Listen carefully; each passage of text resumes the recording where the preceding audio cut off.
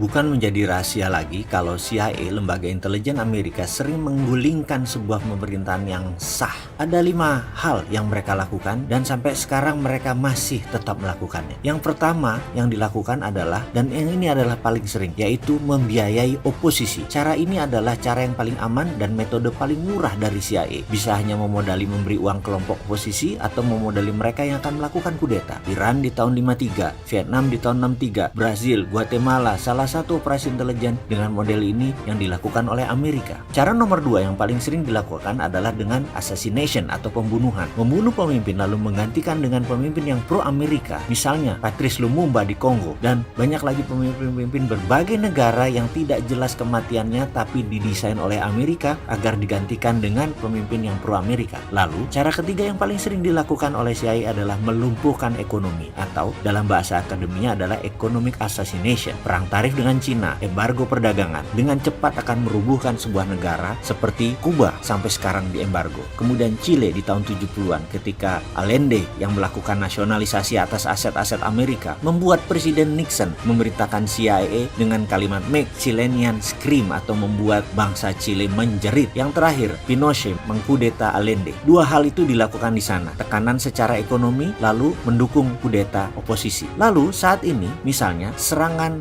mata uang lira di Turki yang menjatuhkan 40% nilai Turki dalam setahun terakhir dan membuat banyak investasi keluar dari Turki. Kemudian juga Venezuela diserang dengan economic hitman sehingga inflasinya lebih dari 1000%. Indonesia di tahun 1997 adalah bagian dari economic assassination untuk merubuhkan rezim Soeharto. Kemudian saat ini yang paling sering dipakai adalah nomor 4, yaitu pengambil alihan kendali atas media. CIA akan membeli koran, membeli TV, membeli radio untuk merubah opini publik dan melakukan kampanye anti penguasa yang anti Amerika. Di Italia, CIA pernah membeli koran Rome Daily American agar Italia tidak jatuh ke tangan komunis. Namun sekarang petinggi CIA pernah berkata lebih gampang membeli wartawan dan redakturnya daripada membeli koran atau media. Karena itu banyak sekali sekarang foreign jurnalis yang dibayar oleh CIA, dan di media warfare ini kuncinya adalah kendali informasi, di mana sekarang meluas ke internet dan medsos dengan analitik strateginya. Terakhir adalah membangun kepanikan atau menciptakan chaos, menciptakan ketegangan sosial. Seringnya ada demo atau street protest, itu adalah bagian menciptakan kekacauan atau chaos. Turun ke jalan berdemo adalah CIA style sekali. Coba lihat, coba ingat-ingat